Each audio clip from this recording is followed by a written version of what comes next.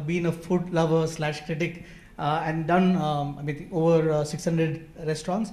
What I want to know is what sets apart some outlets from the others, and what sticks in your mind for some place, and what makes that special?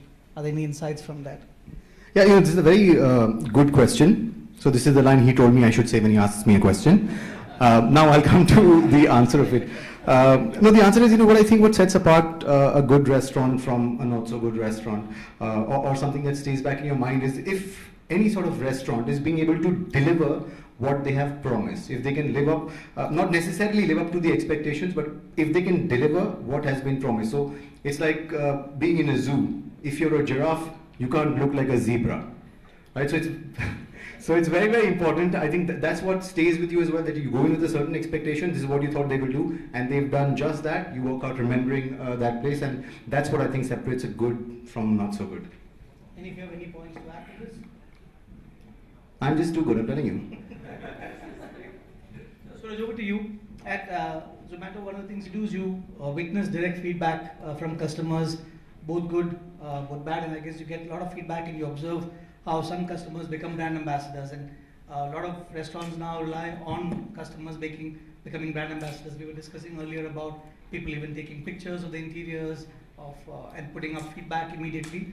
What seems to be the key aspects of a restaurant which makes them allows brand ambassadors to be created by consumers, and what can outlets do to connect more emotionally with their customers?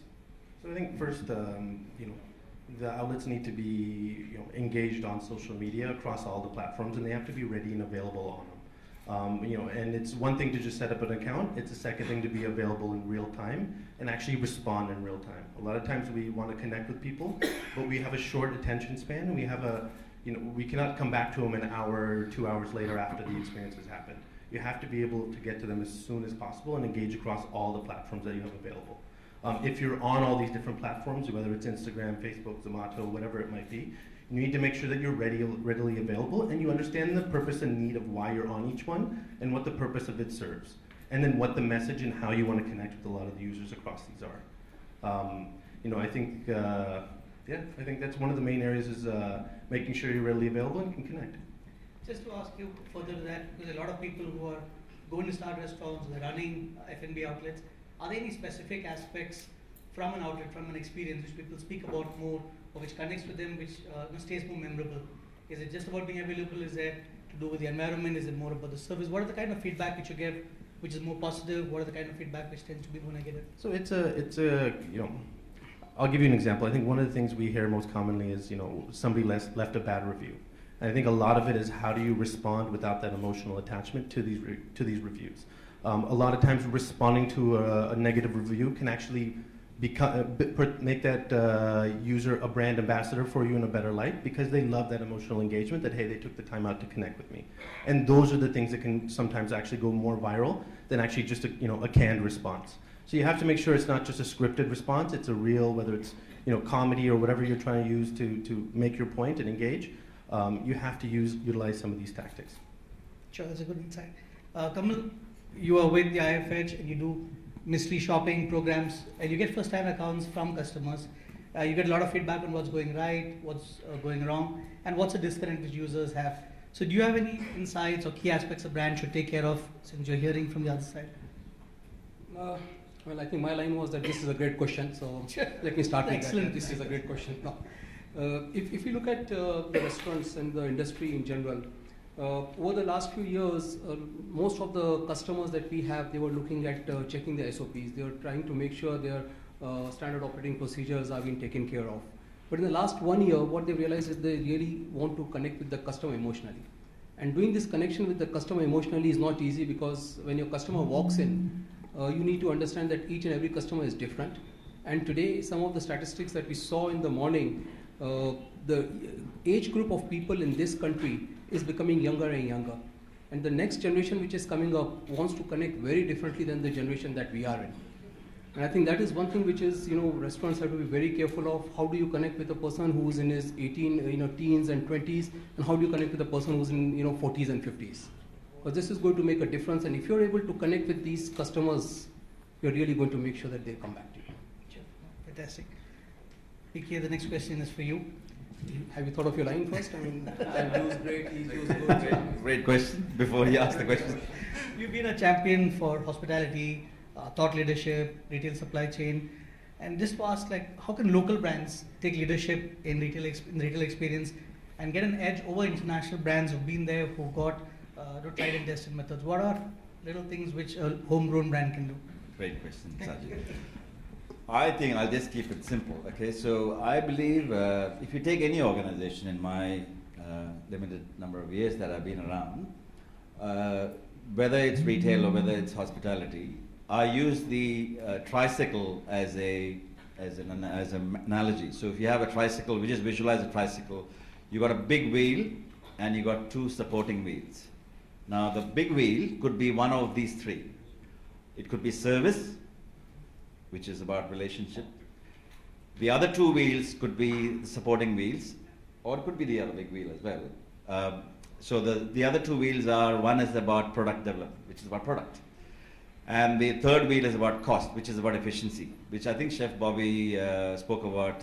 We don't talk about profits as such, really, but what are we in? Are we running a business or charity? That's kind of the question that comes to my mind.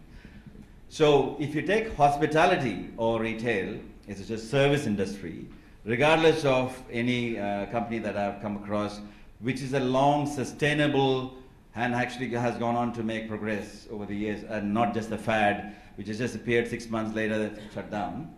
I would actually say it's the big wheel is about service. Now, in my humble view, we've actually lost the basic definition of what service means. We talk about customer service, but that's very transactional. We just talk about are we good at customer service. Service, my view, is about the basic human desire to be of wanting to help someone else. Have we missed that is a big question in my head. And I come from Melbourne, that's my home, and I love my Melbourne coffee. Okay, so I go to coffee shops in Melbourne, they make amazing lattes there. Okay. Now, I ask for a coffee, they bring the coffee and they just serve the coffee. That's what I call transactional efficiency. They bring it very fast. And they give me a plastic smile. I know it's fake. And then obviously I paid out $3.50 and I get the coffee. There are many direct flights, couple of direct flights, or at least one direct flight from Melbourne to Dubai. I won't mention the name of the airline. But I don't fly that. Because when I am flying in that particular airline, I am seated as a passenger. So now I ask for a coffee. They talk about service. They make quite an effort, as if like it's a big deal. They come and serve me the coffee and they're looking down at me, first of all, because I'm helpless sitting as a passenger, right? So I say, well, I really don't enjoy that. Now, so what I do is I fly Singapore Airlines. Anyone flown Singapore Airlines? When you fly Singapore Airlines, it doesn't matter what time of the day or night you fly. It doesn't matter what flight you take. You ask for a coffee, they bring the coffee fast, which is efficiency. But they come down to on their knees. And they come down to the eye level. And they give you this beautiful smile, just not the teeth, but they smile with their eyes. That's a direct connect to the heart. That's effectiveness. So we talk about effectiveness and efficiency. So we talk about the big wheel, which is service. We talk about product, which of course we need to have, regardless as a restaurant. And the third one is about the cost, which is about getting. So if you have these three things going, in my view, then regardless of which which country you are in, I think it's a sure shot winner. So I'm just going back to basics. So that's also a very good example actually of how they have created a brand ambassador in him by their service. He didn't mention one airline and he did plug the one. If I may, Sajid, can I use another example? I used to work for the Taj Group. Now that was 26 years ago. I'm talking about now, even now, us. The Taj motto or the slogan, the catchphrase was Atithi Deva Bhava, which in Sanskrit, one of the oldest languages, means guest is God. You come to my home, even if I have one morsel of food, I will share that with you. So we, in the Taj, we had this, people actually, focus groups as to how can we improve service. And the thing is, we found that we were calling our people who were coming and staying with us as customers. So we simply changed the word customers to guests. We never, Taj, even the Oberois as well, I'm assuming, that's the case. We would always call our people as guests. because that is no longer a transactional conversation, it's a relationship. That is what the difference is. So if you take companies like Starbucks, they don't sell coffee. That's an experience. You heard of Zappos? Have you anyone heard of Zappos? $1 billion online footwear retailer. Now the story goes that we had a lady customer calls up, and asked for pizzas. So the customer service person says, "Ma'am, do you realize that you call an online footwear company?" "Yes, of course I do realize that, but I also know that your service is so good that you'll help us with the pizzas." They say, "Sure, no problem." So they call up, they take the order from the lady, call up the next pizza place, and the pizzas get delivered to this party. Guess who's at the party? The CEO of Zappos. So you take any great company across the globe, service, true. So actually building on from this. I just wanted to add, I think one of the things we talk about the service, I think what these great companies do as well is they build an internal culture. And I think that's very important in a lot of organizations, is to make sure your internal culture is where it needs to be so that it projects from the employees externally as well too. Sorry. No, it's a very good point. In fact, it leads into the next question. In your work history, you also worked a lot in the US, San Francisco, in Vegas. Just wanted to ask, are there things you find are missing in the way customers, the service, the way the whole experience is? Are there elements you find missing when you're working in the region which you feel needs to change? So I'll talk about it from, since my background is very digital focused, I'll talk about it from that point of view. And I think one of the things that's gaining traction very quickly finally in this region is using data. And it's obviously one of the buzzwords here. The amount of data being created, how we organize it, and then how we action against it, those cycles are becoming shorter and shorter, and then they allow you to also have personalization. Whether it's marketing, whether it's customer experience, and all these sort of different facets, a lot of that needs to start coming into the region in a quicker manner and using a lot of the tools and software. And also understanding what they are, how they work, and what they really do for an organization. I find a lot of people have them and they're using 5% of the tools, so they don't know how to translate it down to the to the staff or the employees of how to actually use it in a positive manner, so it doesn't come across as like cheesy or fake or some of these things. So if you have a user and they love this certain brand of wine, you need to be able to use the data you have from your POS and put it into your table reservation software and organize it all the way through, and then make that brand experience and that personalization with a much stronger impact. So I think these are the things that we need to find in this region. I think there's a lot of transient nature in this region, and because of that, we don't put a lot of value into the the customer lifetime value as well too. It's a very kind of a one-off point of view a lot of times. And then again, even taking it a step further, looking at how we use a loyalty program or these sort of engagement tools as well too. Thank you so much, sir. Same question, PK. You've been a big part of your life in Australia. You've spoken with me separately on F&B concepts you've seen there. Are there any best practices or ideas which you feel are still missing in the UAE?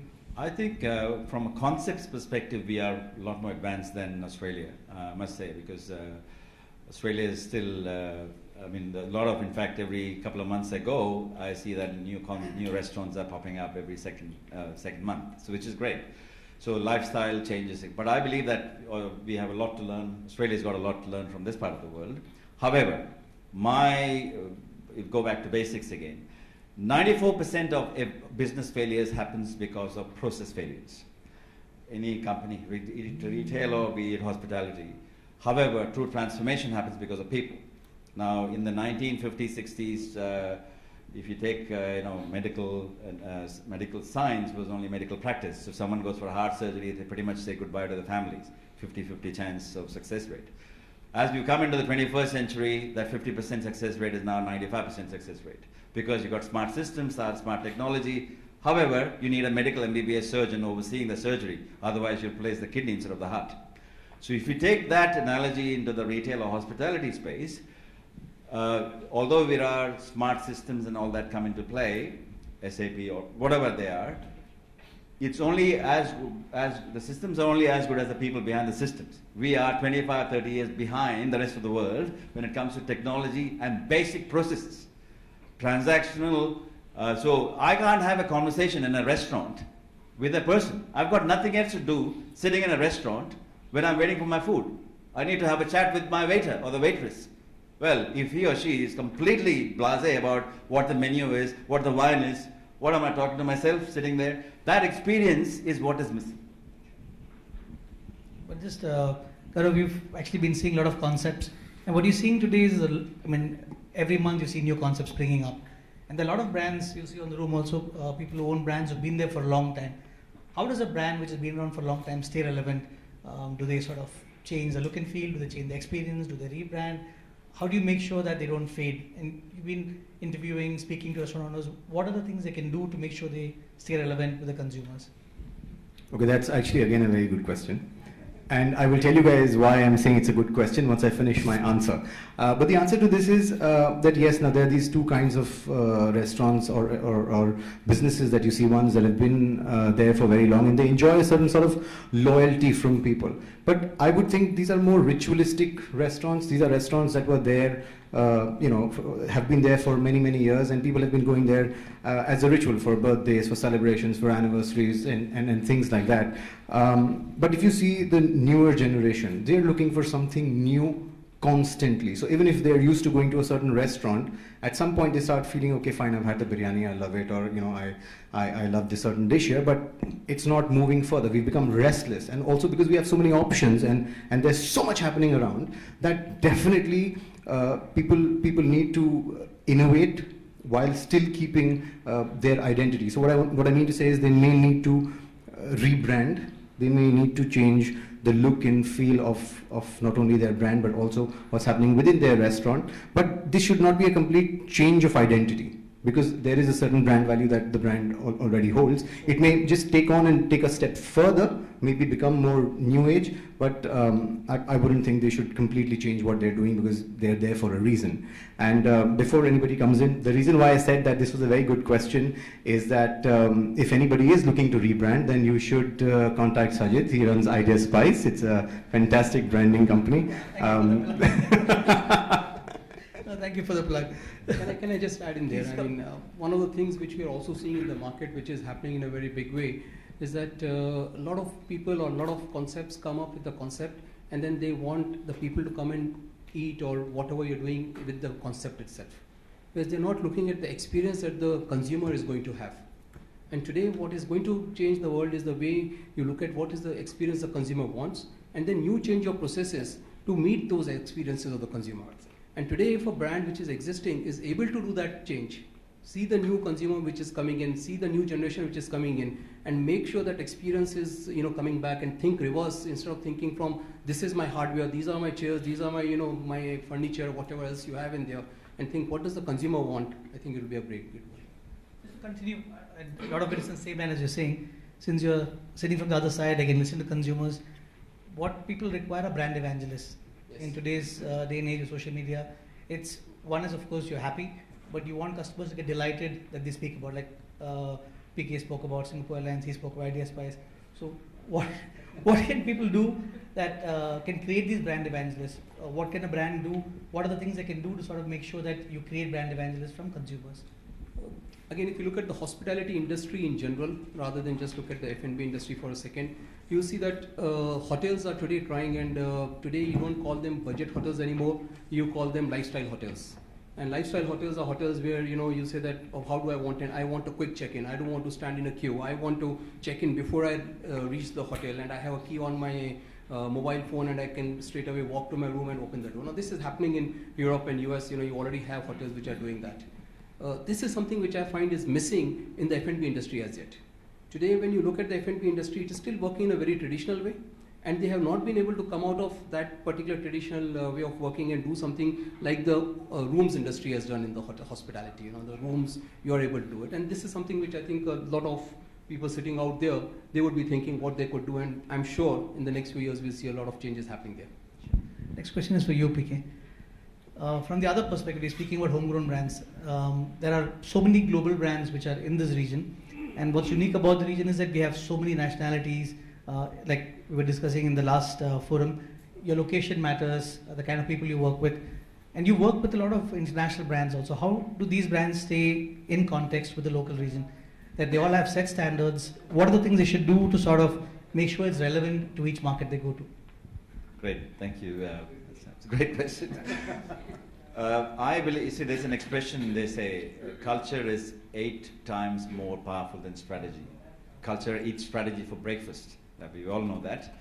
So any organization you go, it's not one culture, it's multiple cultures. So if you come to a country here, there's 220 odd nationalities, and within the region, earlier panel actually were discussing about JBR to Dera to Dubai to Dubai Marina, again has got so many different nuances. Now when we come talk about global brands, the core essence of the brand should remain. So whether I go to a Starbucks in Dubai or a Starbucks in Australia or wherever, the core brand remains. However, the difference is, I believe, is to make adjustments to have the local flavor, sure. Which is more, because as I think Chef, you mentioned about who is your target customer. I think Chef, you spoke about understanding the customer, specifically the core customer, because you can't really be a jack of all trades, as in trying to serve 7 billion people. We have to be, like when I go back, I mean, use the analogy, there are many tall buildings in Dubai, but there's only one Burj Khalifa. People don't ask me when I go back to Melbourne, how are the tall buildings, X, Y, Z. They say, how's Burj Khalifa? So you have to be known for knowing something, not just knowing something. Inch wide, mile deep, absolute authority in that space. That's. Kamal, again, for a lot of the restaurant owners and people who are managing the brands, since you get a lot of feedback, what's the most common feedback or the most negative feedback you typically get as a pattern? What is the most common mistake an F&B outlet makes, which they should sort of adhere to? This actually is a very good question. I should have kept that one. I mean, the reason I find it a very good question is because I think the opportunity lies in the mistake itself, you know. And that's what we are seeing, that if these small things are done carefully, you would see that, you know, there's a lot of opportunity. As everybody has pointed out, service is definitely the one area which we find a lot of complaints coming from, that, you know, the service was not up to the standards.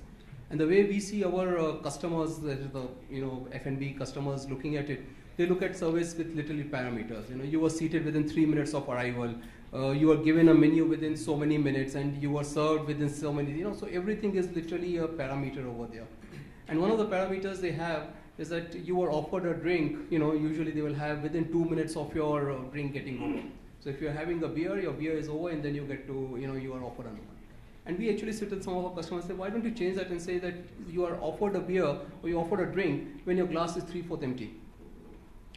And as we are trying to promote this, we actually had one of a very large hotel group, I won't name them, and they came to us and said that, you know, we've done this analysis in 200 of our hotels. When a customer is just sitting and having tea or coffee or, you know, a Coke in the, you know, waiting for somebody or in a meeting, and because we do not offer, do you know the revenue loss across 200 hotels? And we said it will be very good for us to know. It's $55 million. Now, look at it, you not ask the customer, would you like another cup of tea, coffee, whatever he's having? So you got, you know, the customer feels, you know, what service was bad. But look at the opportunity it has for all of you. And that was the number that the customer pegged it at. And I said, wow, I wish there is some more data on these kind of things, some more analysis, and you know, this would be really good. I mean, to have more analysis of what is the opportunity lost because your service is not good. And so it's like, you know, if you improve this, I think this would be a real good one. Suraj, just another question to you, continuing the same. I'm sure it's going to be awesome. It's a fantastic question. How can a brand get to 4.9 on Zomato? What are the simple things they can do to get there? So I think one of the things we look at is, you know, we have a treasure chest of data, right? We have a complete list of almost every single restaurant in the region. We have, you know, millions of people coming to the website. We have, you know, hundreds of thousands of reviews. I think the common trait that we see across this is that, you know, there's always an uneven balance between the food being awesome and the experience being negative, or vice versa. It's very hard to find that balance between the two and making sure you align it in an even manner. And that's one of the areas that, you know, we find just as a general rule across the boards. If you can find a balance of that, generally that's where you get the ranking is you know, above par for us. Good to know. Gaurav, last question to you. You can say good question before I say it also. A great question. In your opinion, is there a gap in the market for any specific cuisine or experience? You've been, again, involved with so many brands. So is there any concept which you think will do really well in your opinion as you've been observing? Ideally, I should charge to answer this question. I will keep the answer to this, but what I think is that Dubai is such a huge market, not only for people who are doing business, but also for people who are enjoying this business. So for a guest or a customer who's going to a restaurant, also it's a huge market. We have huge choices, and everywhere there is a gap today. And what really works in Dubai, in my personal opinion, is this franchise model. I don't know why people have this fascination of, oh, it's a brand from the US, it must be great, I'm going to line up. People go there, don't like the food, but still, it's again an Instagram moment. Oh, I went there, great food. And I just said US could be from any part of the world. So there is definitely space for more. I think people here are hungry for more. What that idea should be, well, it depends. The only thing I can say is that an idea that's bold is useless till it's sold. So we'll have to wait and watch. Maybe I'll come up with a new concept. I don't know. Fantastic. Over to the audience. Any questions you have for this esteemed panel? I think there's one key question. A great panel discussion. I think it was fabulous the way you all addressed the issues. And I think this will probably, PK probably best expert in this, is what is the difference between retail and food and beverage? Thank you. That's a great. See, there is food retailing and there is merchandise retailing. That's firstly, I'll define what that means. So, food retailing could be selling food. When I was with the Taj Group, when I was with KFC, with Pizza Hut, I was selling food, and I was dealing with people. So when I switched across to hardcore merchandise retailing, I was selling products, jackets, suits, fashion, jewelry, but I'm still dealing with people. So that's the food retailing and the merchandise retail. So that's kind of the other difference. So that's the first definition, I suppose, if I was to break. Is that the question? Well, yes, kind of. But actually putting food retailing aside, yeah. Just retail, I'm talking of trading retail. Yeah. How is it different from retail F&B? Okay, so, I'll go back a little deeper, because in retail also, in my humble view, 99.9% of the retailers in this region are not retailing, they are trading. Thank you. Okay, because they, and I use the expression in a way that the tsunami hasn't come in as yet here, because most of the big players, I'm talking about huge players, who were very, very iconic department stores and retail brands, 100-year-old companies have just gone belly up like that. Inventory can be the biggest asset or the biggest liability for a retailer. But if you don't understand that part of the retailing, which is about retail mats, the mats as in retail merchandise planning, open to buy, opening stock, closing stock, average stock, stock turns, I can keep going, which is missing. People talk about omni-channel, people talk about e-commerce, we're talking about PhD, but get your 10 standard and your year 12 basics right first, before we get to your PhD. And so there is a big difference between trading and retailing. So that is that part. Then there is a food retailing aspect. So obviously, I think in the earlier panel, there is a crossover happening between destination concepts. You go into a bookstore like Book World in Dubai Mall, where you go inside, you have the wow experience, and you're still having a coffee. While you're having a coffee, they roast the coffee beans, and you actually get the aroma drawn into that, and you buy a book as well, and you have a coffee, and you buy coffee beans as well. So all of that. Right, so I think it is safe to say that retailing is primarily trading, and F&B is manufacturing. I would not say F&B is just manufacturing, because manufacturing so if you talk about the end-to-end, so now we're getting into the whole supply chain aspect, so the cash to cash, an idea to the execution. So the manufacturing aspect of that equation will come into where you source the raw materials from, whether you get it from China, India, wherever they actually manufacture it. So that sourcing aspect of that is also what I call the buying. So if I may use the analogy, I want to buy an apple. I can go to the orchard, I can pluck an apple. I can go to the supermarket, I can buy an apple. I can buy the apple from wherever. That's what I call sourcing. That's manufactured somewhere. I bring it into my mouth. That's the buying aspect now. So I take a bite. it goes into the esophagus. That's the whole transportation aspect of it. Now, whether it comes from another country, locally, so how is that transported? It comes into the warehouse. And again, multiple different warehouses, composite warehouse, etc. So it depends on what sort of merchandise or food we actually trying to cater. Then there is the whole end, which comes out at the other end, which is the store operations aspect, how the execution happens. But the waste also is got money to be made. It's what we call reverse logistics. So we have the whole end-to-end. So we have the whole vertebrae right from the head to toe. If you get that streamlined properly, the arms and legs will move. And that's where the efficiency aspect of it comes in. Great, thank you. Anybody else has any questions? There is one here. Hi, thank you. This question is probably for Sajid and Gaurav. Either of you can answer it. F&B brands about passion, you know. When you bring them out, 80-20 rule, 80% is passion, 20% is commercialization of the brand. In branding and strategy, there is a communication process. How do you differentiate for the brand or for the strategy? Now my question relates to a particular outlet that I've been visiting for the past 10 years.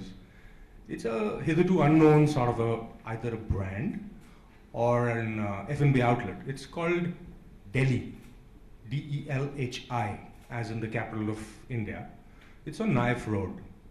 The product it spins out is mind-tingling, absolutely. And Gaurav, if you've not been there, I recommend it to you. It's a nightmare, you don't get parking there.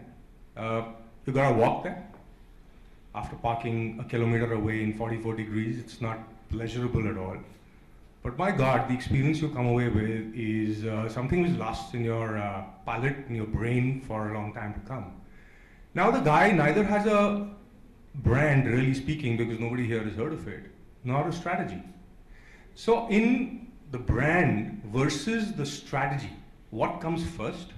What would you define as first? And what would you differentiate as the communication process in this? Would it be for the brand or would it be for the strategy? Sure. Can I go first? Okay. Thank you. So I think a quick this thing of reacting to your question. We have a lot of clients who come to us for branding, and one of the when we are speaking to them in the beginning, and when the client starts, when we ask what their journey is, if the brand is only about building it to sell, we know that it's going to fail. That if there is a zero amount of passion in when you start a business, it's bound to fail. If it's purely a transactional aspect, especially with F&B, when you're creating something, and when it's a homegrown brand, if that love and the detailing doesn't show, it completely affects the customer experience. Then you have brands like, if you look at Ravi Restaurant, or you look at the restaurant you're speaking about, when there's something special which nobody else can give, that usually comes across when the person who's at the helm has a lot of passion and nothing changes. That they're probably hands-on and building the experience. Building onto that, when you combine that passion and that experience with something a consumer also takes in. So in the earlier panel, it's speaking about that what happens is branding and the experience can bring the consumer once, but then it's your customer experience, the product, the food, what happens with the ambience, which makes them come back again and again. As a branding company, your positioning, all the stuff helps you set it apart, it gains eyeball, you get the person there, and then what happens is this.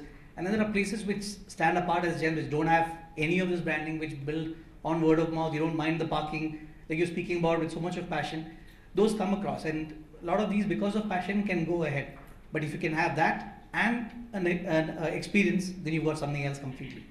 You can answer my question about the differentiation in the communication process. Is Sure. it for the strategy or is it for the brand? And how do you kind of juxtapose these two to bring forth the reality in the brand or the product? Sure. So it's a chicken egg situation. Usually when somebody starts a brand, if you don't have a differentiation, if there is nothing different, the famous statement is there which is differentiate or die. If you don't start a brand without having something which is distinctive, something else down the line will come. You might get an advantage because of geography, because of your price point, that lasts for some time. But if you don't have something which is unique enough, it's not going to go across. And there are brands who sometimes start without that, they do well, then they get an expert who then sort of build on the strategy, which is a lot more harder because you got to change a lot of stuff, you got to get new experts. So ideal way to start is first question if there is a differentiation or not. A lot of brands who are successful don't realize they have a differentiation. then it's really about looking at even talking to consumers to find out what really sets them apart. So I think the differentiation is the first aspect, and then the strategy is to take it out. How do you sort of take it out to the market? Yeah, just to add to this, I don't know if I'm adding to this or I'm just going on my own trip on this. I think any sort of business needs a strategy to create a brand, right? Which I think has been created, but not many people know about it. And at this point, they need branding people who can come in and take them to the next level. So, you know, that's the difference between the Delhi and the Delhi Darbar. They definitely need a strategy to take their brand forward. Otherwise, I think everybody in this room would have known the name of this restaurant, and I think that's what they've not done. So they definitely need branding, and I told you who can do some. Very strong cash flow and don't need it. Who doesn't need more cash? Is there anybody? Yeah, please. I was just going to add on, if I may just use two analogies. Have you heard of this brand called Omega watch? James Bond, Omega, made it big. The guy behind that, the whole company was a guy called Jean-Claude Bivet. John as in Jean, Claude, Bivet as in Bivet, Swiss watchmaker. Now he made this Omega brand, and then 2003 he left Omega and he bought Hublot watches, Hublot, for 22,000 Swiss francs. He's worth $500+ million today. He's the chairman of the company. You can watch him on YouTube as well. He says, if anyone comes to me for money, asking me for money as a chairman, I will ask you 3 simple questions. Question number 1, are you the first to market? Whatever that thing is, you're coming to asking for money. Second question, are you unique? So that's what Sajid was saying, your unique source, your special. And third, are you different? Slight difference between uniqueness and difference. If the answer was 3 yeses to those 3 questions, then there is no budget. Which means, even if I have to sell my house, I will back the horse. That's what we call blue ocean strategy in the leadership circle. Now, if I use the same approach, in the 1980s, circus as a business was a dying trend because animal lovers hated circus, and I had no choice when I was growing up because I would go into circus and I would be sitting on those uncomfortable chairs with mosquito bites. But as the new generation started coming along, the animal lovers hated it. The business owners also found it difficult to maintain the animals because it's not cheap to maintain elephants and horses and all that. So the business was going down. Around the same time, theatre was a dying trend. Not many art lovers would go into comfortable chairs and everything. So a group of young trapeze artists, literally 4 or 5 of them, in Quebec City in Canada, street performers, they said, why don't we get rid of the animals and take circus into theatre? And that's how Cirque du Soleil came about. So even if you have to book a year in advance. So even if you have to actually, talking about positioning and branding and strategy, it's about you becoming the authority that even if competitors want to come near you, they can't. That's what the whole idea is. Any more questions? Are we done with time? Plenty. You have time for one more question if you want. Sure. Or you can have a longer coffee break. I'm sure it's going to be a very good question. Sajid, what would you call a brand? Because I disagree. Branding is not a brand. That is just to create an identity. What is a brand? I agree with your disagreeing also. A branding is not a logo. A brand is a sum experience of the consumer experience. It's the clothes. So one part is the visual aspect, which is a logo manifestation, which again a distinction between a logo and a brand is a logo something looks good. A brand which takes your unique, distinct differentiation and picks it up, personifies it. And then the brand is everything else. It's how your restaurant smells. If you're talking F&B, it's your service, how your staff talks, how the phone call is picked up, how you deliver the pizza, how your bike looks, how clean it is. A to Z is a brand. It's not just the manifestation of doing the branding. So basically the process of retaining a customer, when you retain a customer, you become a brand. No. I think that's what restaurants Retaining a customer is a different process altogether. It's again part of branding. Anything which a customer connects with you emotionally, and if you ask a customer when you talk about the brand, what's the top of mind which comes is really what a brand is. It's a personification of the complete experience. The point in question is Ravi restaurant, and there are a lot of restaurants of this sort, they haven't got any fancy branding, no idea spice, with all due respect. Sure. They're doing phenomenally well. How do you answer that question? So that's their positioning. So if you look at it, I disagree, because you've got people from elite circles going there after having a drink, and you've got a taxi driver going there as well. So, because Radi is a brand in Dubai. Sorry? Exactly, it's retained customers over so many years. So it's nothing to do with branding. Yeah, it's become a brand because of customers. But you never know what could have happened had they done proper branding. That's still a mystery, right? We don't know if it could have done maybe 100 times better. It's doing great. Yeah. But we have no idea what it could do with branding. But just to add like to that, we go on about locations as well. So Vishal, it's not necessary, there is nowhere it says branding or a good manifestation is the only ingredient for a brand to happen. Every experience, if you look at Lonely Planet and the way the word of mouth about, for example, Ravi restaurant, the whole experience speaks about the fact that it's quaint, it's very different from what it is. So that is the position. I'm not talking about which class it is. The positioning is about having a completely unique experience. So there are a lot of brands, you don't want branding to happen. If, say, for example, Ravi came and said they want to change the whole thing, I'd probably not. Because what's unique about it is that whole experience. So that's their positioning. But that need not work across the board. But is it fair to say that they are a solid brand?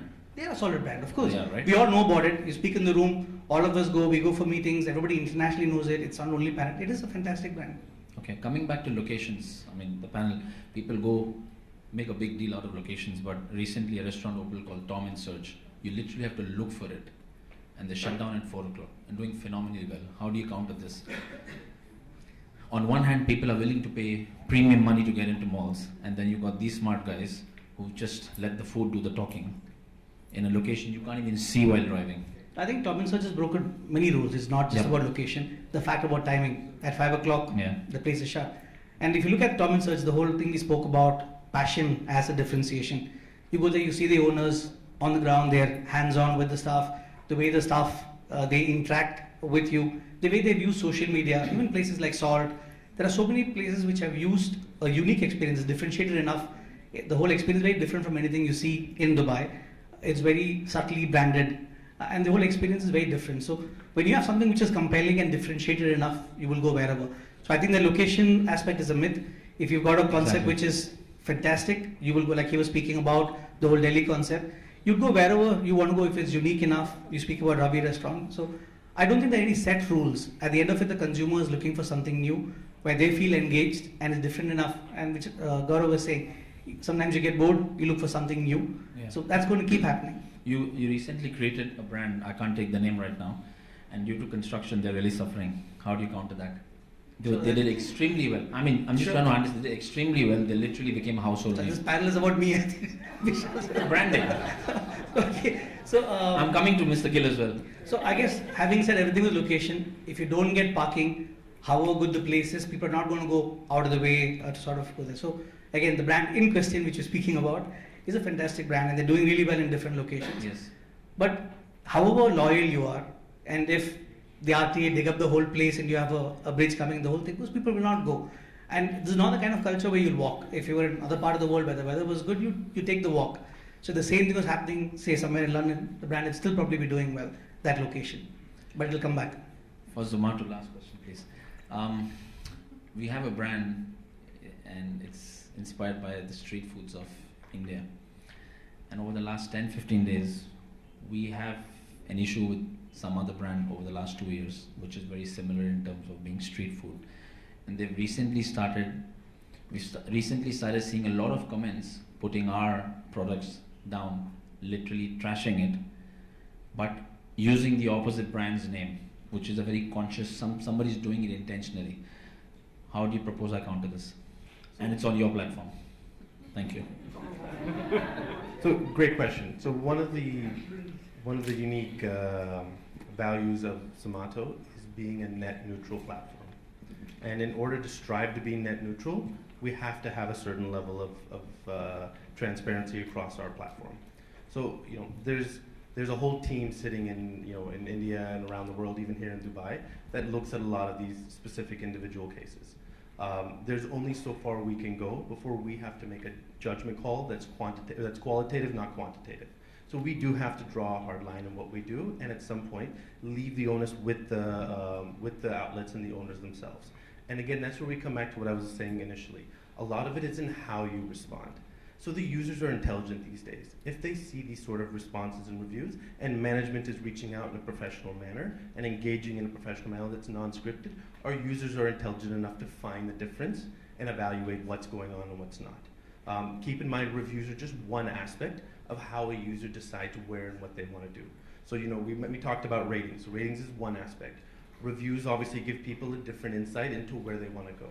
A lot of people will just use the menus or the images, right? So it depends on how deep they want to go as well too. At what point do you cross the line? So if we can, perfect. There is no set exact line. If we can, granularly prove that this person actually did this, and we know without a doubt, and we have tangible proof, we will look at it in certain cases, right? But it literally has to be, you found this guy on his laptop, these sort of things, right? But it does happen. Don't get us wrong, right? And I'm not going to try to run from it. It is something that we deal with across, the world, right? A lot of people do these sort of tactics and these sort of things. It's not going to bring your overall ranking down because the law of averages will bring you where you need to be if your audience is where you. We've got to slowly. Sorry to cut you off there. We've got to slowly sort of come to an end. Any final words? I think there was one more question. We really. You have time for that?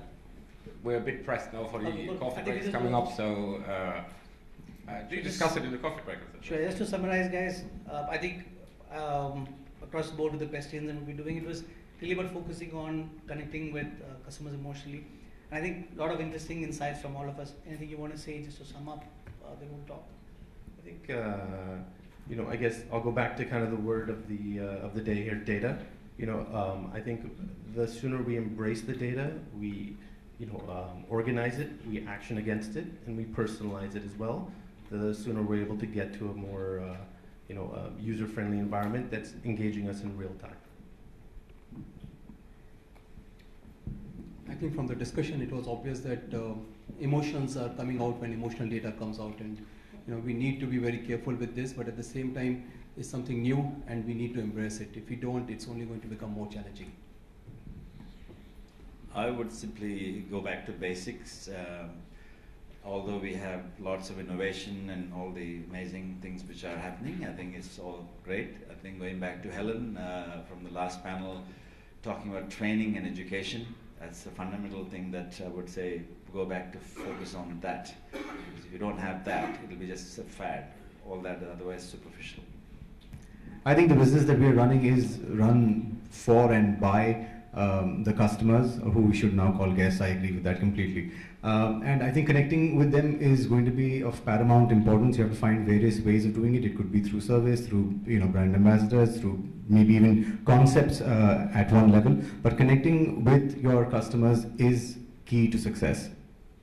And just from my side to sum up, I think the key thing which kept coming across is differentiating and connecting emotionally and customer satisfaction. And as feedback to Vishal, I think as a customer should reduce pricing for you. Excellent. Thank you very much. Give a round of applause for this.